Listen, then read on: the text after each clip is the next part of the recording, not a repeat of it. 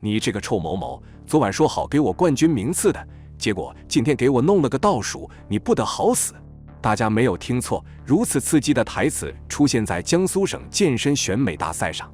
口出狂言的女模特前一秒还在摆姿势合影，下一秒直接翻脸不认人，将鞋子丢向了评委席。那么，到底发生了什么？为什么她会做出这么疯狂的举动？大家好，欢迎来到猫眼观察室，在这里，猫爷收集了天下最新的奇闻趣事，带您进入闻所未闻的奇异世界。点赞、订阅加小铃铛，精彩内容不容错过。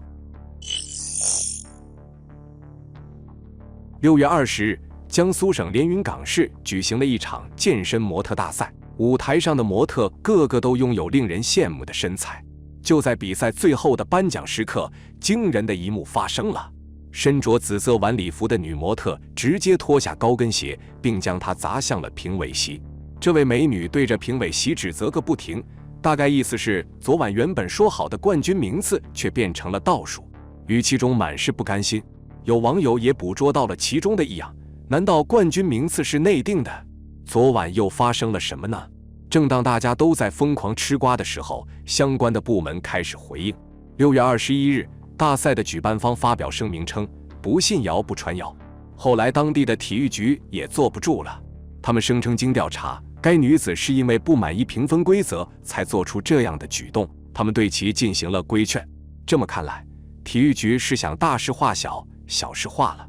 网友纷纷表示不满意体育局的处理结果。后来事情愈演愈烈，女选手的隐私更是被扒了个底朝天。这么美，不给她冠军都说不过去。当该名女子的私人照曝光的时候，许多网友都为她感到愤懑不平。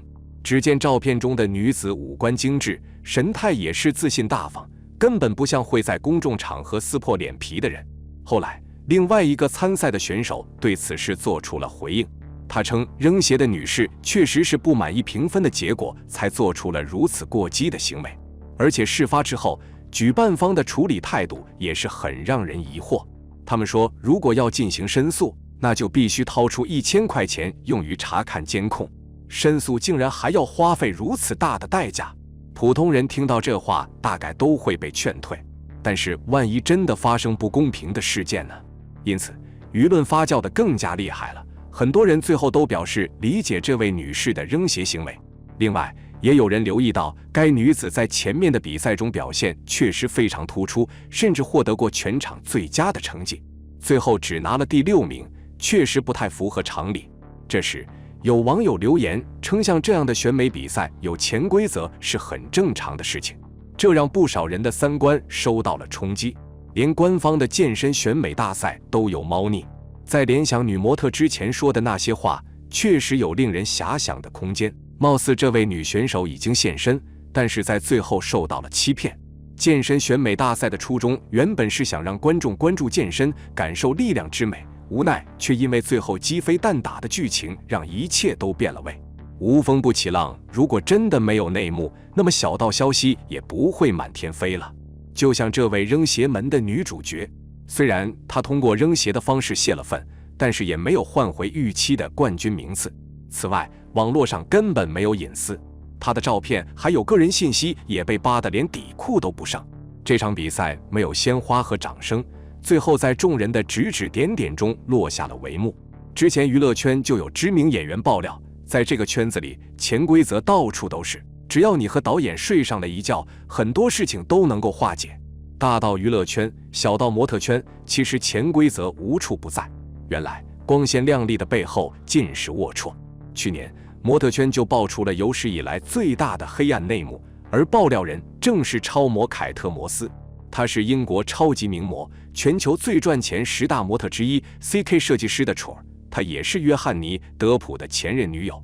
有如此地位的超模，却在访谈中自揭伤疤，爆出自己在14岁时候遭遇的可怕经历，被逼迫脱下胸罩，被迫裸上身拍摄广告，要有工作只能脱。哪怕她如今功成名就，成为站在顶端的超级名模，阴影依旧如影随形。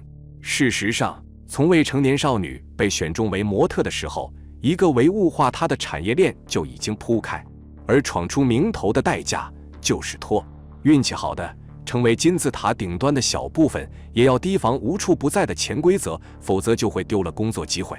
而多的是运气不好的，他们的呐喊甚至无法被听见。满怀憧憬的超模梦，很有可能只是一张滑向深渊的巨网。那么，排除掉所有可能出现的潜规则，想成为一名模特又需要具备哪些条件呢？接下来，猫爷就从4个方面聊一聊模特经纪公司选拔模特的标准。1、身高。不容置疑，很多人都非常在意身高这个问题。其实你说做模特没有身高限制，那绝对是开玩笑的。身材的高矮的确多少有关系到你在这个行业能去到的位置。至于多高才能去走国际4大时装周呢？这个问题的答案是最低不能低于173厘米。当然，即便以173厘米的身高进入了国际时装周的舞台，那么这些173厘米的女孩子也是有着极好的身材比例。这里说到的比例就是一个非常关键的制胜点。所谓的比例好，用最简单的话来描述，就是看上去腿很长，也可以说腿的长度减去上身的长度，得出的数据就是你的身材比例数据。数值越大，比例越好。比例是可以脱离身高单独考虑的一个数据。有些身高180厘米的女生，身材比例也未必比173厘米的女生好。2、身材。所谓身材，我们主要指的是胖瘦。在模特行业里，对于身材纤细是有着亘古不变的要求的。无论何时，你在这个行业只能瘦，比瘦还要瘦，比普通人瘦，比普通模特瘦，和超模一样瘦。身材还有另一个很重要的数据，就是骨架大小。大骨架相对而言没有几年前那么流行，所以无论是国内还是国际市场，小骨架都更吃香。而且小骨架有点肉还不显胖，而大骨架在藏肉这件事上就一点优势都没有了。而其他关于模特的身材部分还涉及到头身比，就是我们常说的9头身、10头身，还有肩宽与头的比例，以及脖子的长度等等。说多了觉得复杂，那么最简单的方式就是参考商场那些假人模特，模特经纪公司要找的女孩就是和她们身形条件一样的真人。3、年龄。模特行业就是一个追求年轻和青春靓丽的残酷圈子，也是我们常言道的青春饭。年轻总是美好的，青春靓丽而新鲜的脸庞总会吸引不少时装品牌或模特公司。众多知名超模都是在15至18岁这段期间被挖掘。历史一直告诉我们，模特圈是残酷的，无论经纪公司、品牌都只会在最年轻的时候抓紧你。4、长相。在新世纪模特的选拔标准里面，长相是最重要的一个入行条件。如果你有一张让人过目难忘的脸，那么你就如同获得了一张在这个行业里通行无阻的证件。有了这样一张脸，有时身高、比例、身材都不再是问题。而长相又从以下几个方面体现差异性。第一，轮廓。一个模特什么都可以通过努力来调整，但是唯独五官的轮廓是几乎没有办法修改的。一张立体漂亮且时尚有记忆点的脸，是模特公司一直在不断寻找的目标。第二，个人特色。有的女生真的很漂亮，但是只是那种很容易被人淡忘的漂亮。作为一个好模特的标准是本身就漂亮，还要有能被大家记住的个人特质，比如好像舒淇的厚嘴唇、王祖贤的小龅牙、关之琳的大眼睛、林青霞的英气眉毛。第三，纯天然。整容脸绝对是模特行业的一个大忌讳，因为经过过度人为调整的五官是没有灵气的，而且也是经不起推敲的。第四，牙齿与皮肤。整洁的牙齿也是作为模特一个非常重要的因素，如有明显牙齿缺陷的女生，连第一关都过不了。另外，关于皮肤部分就更加重要了。现在有很多商家追求直观和真实，所有的杂志甚至部分商业广告都不会过度的修图，所以有任何皮肤的明显瑕疵都是不允许的。当然，较深的肤色以及天然的雀斑并不在皮肤状况不好的范围内。纵观国际时装周的模特队伍，里面可能有矮的，甚至有比例不好的，但是绝对没有胖和皮肤差的模特。好了，本期内容到这里就结束了。大家还知道哪些圈子的潜规则？欢迎在下方留言分享。最后再求一波点赞和订阅，如果你喜欢我的影片，千万别忘了按下小铃铛，这样才不会错过接下来的精彩影片。我们下期节目不见不散。